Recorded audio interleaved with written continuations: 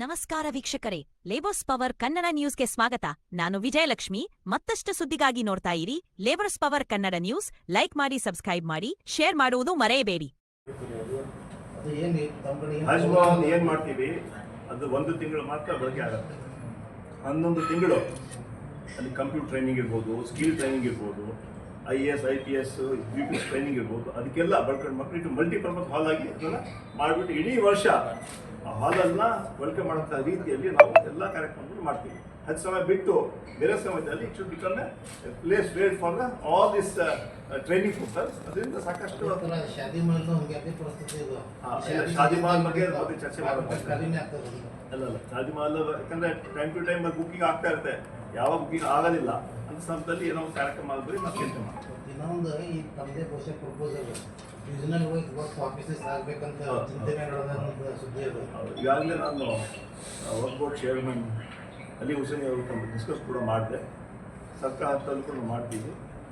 4 ಭಾಗದಲ್ಲೂ ಕೂಡ work office ಇದ್ದರೆ ಬಹುಶಃ ಆ ಸಮಸ್ಯೆಗಳಿಗೆ ಸಮಾಧಾನ. ಯಾಕಂದ್ರೆ ಎಲ್ಲರೂ ಕೂಡ ಬೆಂಗಳೂರು ಬರಬೇಕಾಗ್ತದೆ. ಅದ್ರ ಬಗ್ಗೆ ಮುಖ್ಯಮಂತ್ರಿ ಬಗ್ಗೆ ಮತ್ತು ಕನ್ಸರ್ನ್ ಮಿನಿಸ್ಟರ್ ಚರ್ಚೆ ಮಾಡಿ ಅದ್ರ ಬಗ್ಗೆ ಏನು ತೀರ್ಮಾನ ತಗೋಬೇಕಂತ ಮುಂದೆ ಇನ್ನೊಂದು ಲಾಸ್ಟ್ ಟೈಮ್ ನಾವು ಬಂದಿದ್ದೀರಿ ಪ್ರಯತ್ನ ಮಾಡಿದ್ರೆ ಗೊತ್ತಾಗುತ್ತೆ. ಅದು 24 ಇಯರ್ ಓಲ್ಡ್ ಅಲೋಪತಿ ಸ್ಕೂಲ್ ಬಗ್ಗೆ ಅದು ರಿಸಲ್ಟ್ ಏನಕ್ಕೆ ಪ್ರಯತ್ನ ಮಾಡ್ತಾ ಇದ್ದೀರಿ ಅದನ್ನು ನನಗೆ ವಿಶ್ವಾಸ ಇದೆ ಆದಷ್ಟು ಬೇಗ ಕೆಲಸ ಆಗುತ್ತೆ. ಯಾಕಂದ್ರೆ ಚೀಫ್ ಮಿನಿಸ್ಟರ್ ಬಂದಾಗ ಯಾಕಂದ್ರೆ ಗೌಡರು ಫ್ಲೈಓವರ್ ಹೇಳಿದ್ರು, ಒಂದು ಡಿಮಾಂಡ್ ಇತ್ತು. ಇಮಿಡಿಯೇಟ್ಲಿ ಚೀಫ್ ಮಿನಿಸ್ಟರ್ ಅವರು ನಾವು ಮಾಡ್ತೇನೆ ಅಂತ ಹೇಳಿದ್ರು. ಇದು ಬರೀ ಒಂದು 24 ಇಯರ್ ಸ್ಕೂಲ್ದು ಡಿಮಾಂಡ್ ಇದು.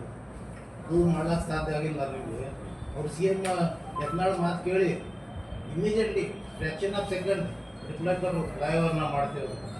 ವಾಟ್ ಈಸ್ ದಿಸ್ ಏನು ನಡೆದ ಅಂತ ನಿಮ್ಮ ಸರ್ಕಾರದ ನಮ್ಮಲ್ಲಿ ವಿಶ್ವಾಸ ಇಡಿ ಆದಷ್ಟು ಬೇಗ ಆರ್ಡರ್ ಕಾಪಿ ಬರುತ್ತೆ ಅಂತ ಹೇಳಬೇಕು. ಈಗ ಡೆಫಿನೆಟ್ ಆಗ್ತದೆ. ಯಾವಾಗಬಹುದು ಸರ್? ಯಾವಾಗ 2028 ನೀವು ಬರ್ತೀರ ಅಂತ ಹೇಳ್ತೀರಿ? ಇಲ್ಲ, ಇದು ಸ್ವಲ್ಪ ಎಲ್ಲರೂ ನಿಮ್ಮ ಮೇಲೆ ಜನರು ಬಿಜಾಪುರದ್ದು ಈಗಾಗಲೇ ಚರ್ಚೆ ಮಾಡಿ ಫೈಲ್ ಮೂವ್ಮೆಂಟ್ ಅಲ್ಲಿ ಇದೆ. ಆದಷ್ಟು ಬೇಗ ಅದನ್ನು ಮಾಡ್ಕೊಡ್ತೀವಿ ಅಂತ ನಾನು ಹೇಳಕ್ ಬಯಸ್ತಾ ಇದ್ದೀನಿ. ಏನು ಹೇಳ್ತಾ ಇದ್ದೀನಿ ಸರ್? ಈಗ ಮುಂದೆಲ್ಲ ಚುನಾವಣೆ, ತಾಲೂಕು, ಜಿಲ್ಲಾ ಪಂಚಾಯತ್, ಲೋಕಸಭಾ ನೀವು ಬರ್ತೀನಿ. ನಿಮ್ಮ ಪಕ್ಷ ಒಳಗೆ ಇನ್ನೂ ಕುರ್ಚಿಗೆ ತಟ್ಟು ನಿಂತಿಲ್ಲ. DK ಶಿವಕುಮಾರ್ ಅವರು CM ಆಗ್ಬೇಕಂತ ಅವರು ನಾಳೆ ಮುಂದೆ ಇರ್ಬೇಕಂತ ಏನು ಅಧಿಕಾರ ಬದಲಾವಣೆ ಆಗತ್ತಂತ ಮಾಹಿತಿ ಬರ್ತಾ ಇದೆ. ನೋಡಿ, ನಾನು ಮುಂಚೆನೇ ಹೇಳಿದೆ, ನಮ್ಮ ಮೇಲೆ ಏನು ಜವಾಬ್ದಾರಿ ಕೊಟ್ಟು ಜನ 140 ಶಾಸಕರನ್ನ ಎಲೆಕ್ಟ್ ಮಾಡಿ ರಾಜ್ಯದಲ್ಲಿ ಕಾರ್ಯಕ್ರಮವನ್ನು ತರಬೇಕು, ನಾವು ಏನು ಕೊಟ್ಟಂಥ ಮ್ಯಾನಿಫೆಸ್ಟೋ ಇಂಪ್ಲಿಮೆಂಟ್ ಮಾಡಬೇಕಂತ ಹೇಳಿದ್ರು. ಅದೆಲ್ಲ ಕೆಲಸ ಮಾಡ್ತಾ ಇದ್ವಿ. ಎಲ್ಲ ಗ್ಯಾರಂಟಿಗಳ ಅನುಷ್ಠಾನ ತಂದಿದ್ವಿ. ಎಲ್ಲ ವಿಚಾರಗಳನ್ನು ಎಲ್ಲ ಸಮಾಜ ವರ್ಗ ಜನರ ಕಷ್ಟ ಸ್ಪಂದಿಸಿದ್ದೀವಿ ನಾವು. ಈಗ ಅದು ಚೀಫ್ ಮಿನಿಸ್ಟರ್ ಮಾಡೋದು ಬಿಡೋದು ಪಕ್ಷದ ವರಿಷ್ಠ ತೀರ್ಮಾನ ತಗೊಳ್ತಾರೆ. ಅಂದರೆ ಒಟ್ಟಾರೆ ಒಂದು ಮಾತು ಹೇಳುವಲ್ಲ, ಈ 5 ಚುನಾವಣೆ ನಮ್ಮ ಕೇರಳ ಇರ್ಬೋದು, ತಮಿಳುನಾಡು, ಈಗ 5 ಈಗಾಗಲೇ ಸಾಮಾನ್ಯ ಸಿದ್ದರಾಮಯ್ಯ ಅವರು ಹೇಳಿದ್ರು,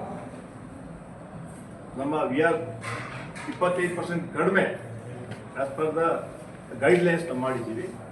ಯಾಕೆ ಕೇಂದ್ರ ನರೇಂದ್ರ ಮೋದಿ ಸರ್ಕಾರ ಎಷ್ಟು ಸಾಲ ಮಾಡಿದ್ದಾರೆ ಅದ್ರ ಬಗ್ಗೆ ಯಾಕೆ ಭಾರತೀಯ ಜನತಾ ಪಾರ್ಟಿ ಟೀಕೆ ಮಾಡಲ್ಲ?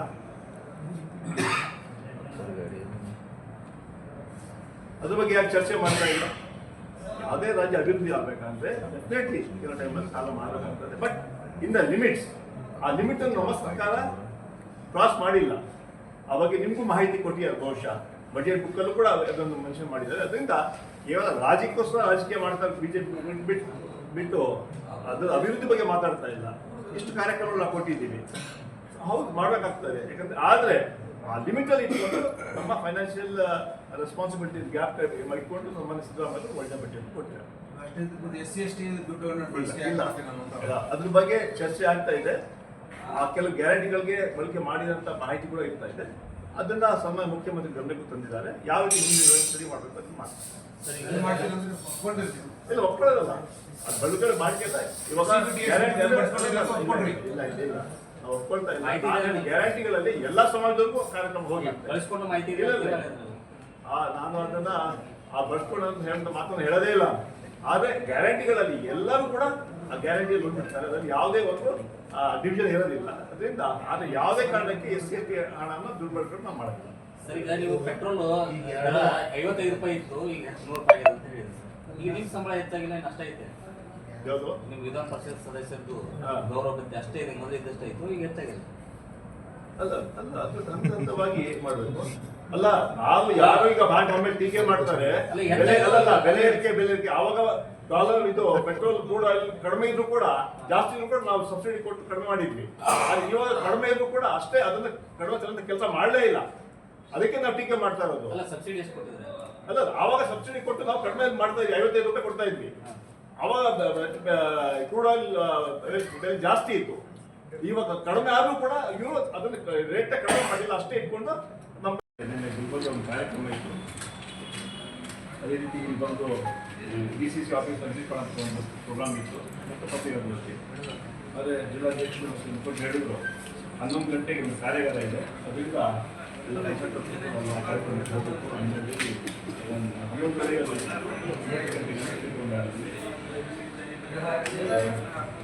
ಅದೇ ರೀತಿ ಮೂರುವರೆ ಕಾರ್ಯಕ್ರಮ ಅವೆಲ್ಲ ಮತ್ತೊಮ್ಮೆ ಸ್ವಾಗತ ಬಯಸ್ತಾ, ವಿಶೇಷವಾಗಿ ನಮ್ಮ ಸರ್ಕಾರ ಅಧಿಕಾರಕ್ಕೆ ಬಂದು 2 ವರ್ಷ 9 ತಿಂಗಳಾಗಿದೆ. ನುಡಿದಂತೆ ನಡೆದ ಸರ್ಕಾರ, ಕಾಂಗ್ರೆಸ್ ಪಕ್ಷದ ಸರ್ಕಾರ. ಸರ್ವರಿಗೂ ಸಮಪಾಲು, ಸರ್ವರಿಗೂ ಸಮಗಳು ನಮ್ಮ ಸಂಕಲ್ಪ. ಇವತ್ತು ಈ ನಮ್ಮ 3ನೇ ಬಜೆಟ್ಗೆ ಸನ್ಮಾನ್ಯ ಸಿದ್ದರಾಮಯ್ಯವರು 4,44,000 ಕೋಟಿಯಷ್ಟು ಕೊಟ್ಟು ಸಮಾಜದ ಎಲ್ಲ ವರ್ಗದ ಜನರ ಕೈಯಲ್ಲಿ ಹಾಕುವಂತಹ ನಾವು ಈ ಬಡವರಿಗೆ ಇನ್ನೂ ಕಾರ್ಯಕ್ರಮ ಕೊಡ್ತಕ್ಕ ಕೆಲಸ ನಾವು ಮಾಡ್ತಾ ಇದ್ದೀವಿ.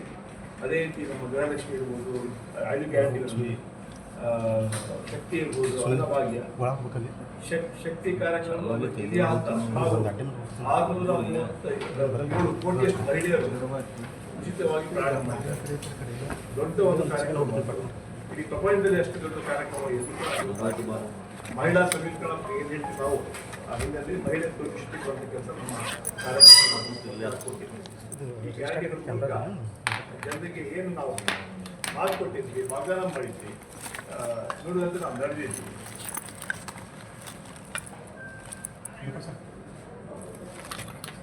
ವಿರೋಧ ಪಕ್ಷದವರು ಬರೀ ಷಡ್ಯಂತ್ರ ಏನೇ ಮಾಡ್ತಾ ಇಲ್ಲ.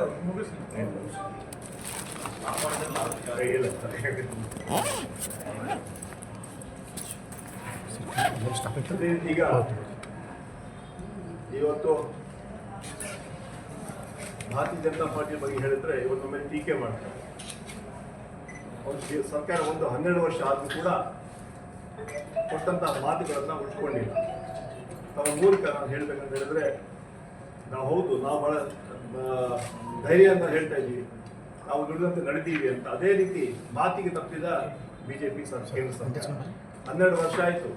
ಅಧಿಕಾರಕ್ಕೆ ಬರೋ ಮುಂಚೆ ಭಾಷಣ ಮಾಡ್ತಾ ಇದ್ರು, ನಮ್ಮ ಸರ್ಕಾರ ಅಧಿಕಾರಕ್ಕೆ ಬಂದ್ರೆ 100 ದಿನಗಳಲ್ಲಿ ಕಪ್ಪು ಹಣ ತಂದು ಪ್ರತಿಯೊಬ್ಬರ ಅಕೌಂಟ್ಗೆ 15 ಲಕ್ಷ ಹಾಕಿ ಅಂತ ಹೇಳಿದ್ರು. 12 ವರ್ಷ ಆಯ್ತು, 15 ರೂಪಾಯಿ ಕೂಡ ಯಾರ ಅಕೌಂಟ್ಗೆ ಇಲ್ಲಿ. ನಮ್ಮ ಸರ್ಕಾರ ಅಧಿಕಾರಕ್ಕೆ ಬಂದ್ರೆ ಪ್ರತಿ ವರ್ಷ 2 ಕೋಟಿ ಉದ್ಯೋಗ ಯುವಕರಿಗೆ ನಾವು ಕೊಡ್ತೀವಿ ಅಂತ ಹೇಳಿದ್ರು. 12 ವರ್ಷಕ್ಕೂ 22 ಕೋಟಿ 24 ಕೋಟಿ ಉದ್ಯೋಗ ಕೊಡಬೇಕಾಗಿತ್ತು. ಬಹುಶಃ 24 ವರ್ಷ ಕೊಟ್ಟರು ಇಲ್ವಾ ಕೂಡ ಯೋಚನೆ ಮಾಡಬೇಕಾಗಿದೆ. ರೈತರಿಗೆ ಡಬಲ್ ಇನ್ಕಮ್ ಮಾಡ್ತೀವಿ ಅಂತ ಹೇಳಿದ್ರು, ಯಾವ ಡೆವಲಪ್ಮೆಂಟ್ ಆಗಲಿಲ್ಲ. ಅದೇ ರೀತಿ ಬೆಲೆ ಏರಿಕೆ ಬಗ್ಗೆ ಹೇಳಿದ್ರೆ ನಮ್ಮ ಟೀಕೆ ಮಾಡ್ತಾರೆ. ಆದರೆ ಅವ್ರೇನು ಮಾಡಿದ್ರು, ಮನಮೋಹನ್ ಸಿಂಗ್ ಪ್ರೈಮ್ ಮಿನಿಸ್ಟರ್ ಇರುವಾಗ, ನಮ್ಮ UPA ಸರ್ಕಾರ ಅಧಿಕಾರದಲ್ಲಿರುವಾಗ ಪೆಟ್ರೋಲ್ ಬೆಲೆ 55 ರೂಪಾಯಿ ಇತ್ತು, ಅದು 100 ದಾಟಿದೆ. ಅದೇ ರೀತಿ ಡೀಸೆಲ್ ಬೆಲೆ ಇರ್ಬೋದು, ಗ್ಯಾಸ್ ಬೆಲೆ 400 ರೂಪಾಯಿ ಇತ್ತು, 1000 ದಾಟಿದೆ. ಸೊ ಇದೆಲ್ಲ ಜಾಸ್ತಿಯಾಗಿ ಇವತ್ತು ಅವರು ನಮ್ಮ ಮೇಲೆ ಟೀಕೆ ಮಾಡೋ ನೈತಿಕ ಹಕ್ಕನ್ನೇ ಕಳ್ಕೊಂಡಿದ್ದಾರೆ. ನಾವು ಯಾಕಂತ ಹೇಳಿದ್ರೆ ಹಲವಾರು ವಿಚಾರಗಳನ್ನು ಅವರು ಹೇಳಿದರು, ಆದರೆ ಯಾವುದೂ ಕೂಡ ಅನುಷ್ಠಾನ ತರಲಿಲ್ಲ. ಆ ವಿಚಾರ ಕೊಟ್ಟು ಜನರಿಗೆ ಹೇಳೋಂಥ ಕೆಲಸ ನಾವು ಮಾಡ್ತೀವಿ. ಅದೇ ರೀತಿ ಅವರು ಇವತ್ತು ನರೇಗಾ ಸುಮಾರು 20 ವರ್ಷ ಹಿಂದೆ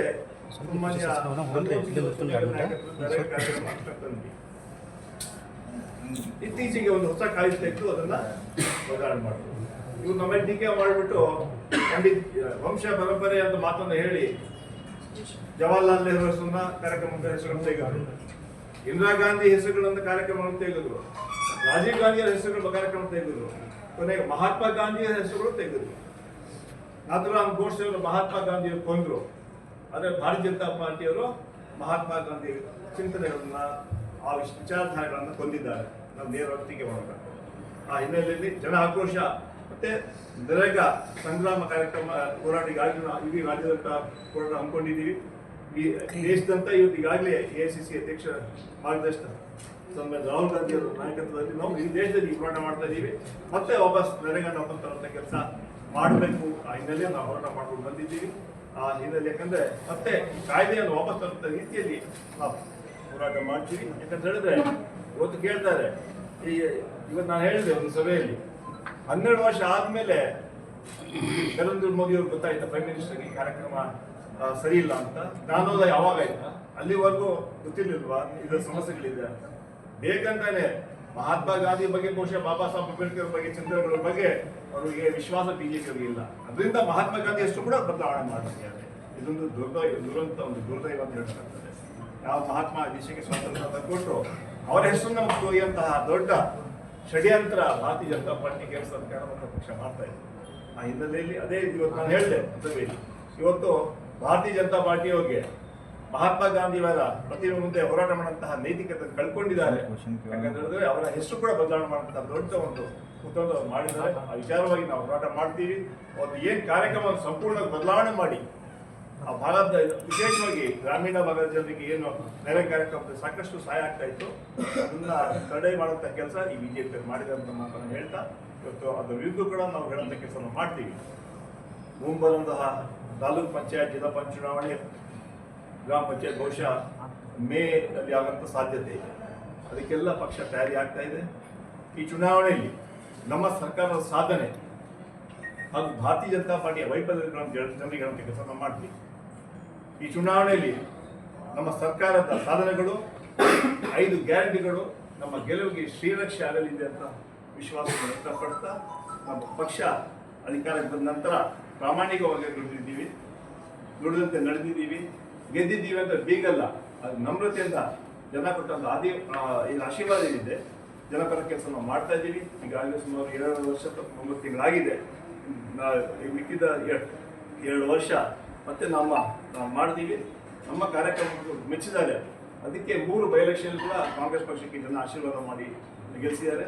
ಮುಂಬರುವಂತಹ 2 ಅಸೆಂಬ್ಲಿ ಬೈ ಎಲೆಕ್ಷನ್ ಕೂಡ ನಾವೇ ಗೆಲ್ತೀವಿ ಅಂತ ವಿಶ್ವಾಸ ವ್ಯಕ್ತಪಡ್ತಾ ಮತ್ತೆ 2028 ನಾವೇ ಅಧಿಕಾರಕ್ಕೆ ಬರ್ತೀವಿ ಅಂತ ವಿಶ್ವಾಸ ವ್ಯಕ್ತಪಡ್ತಾರೆ.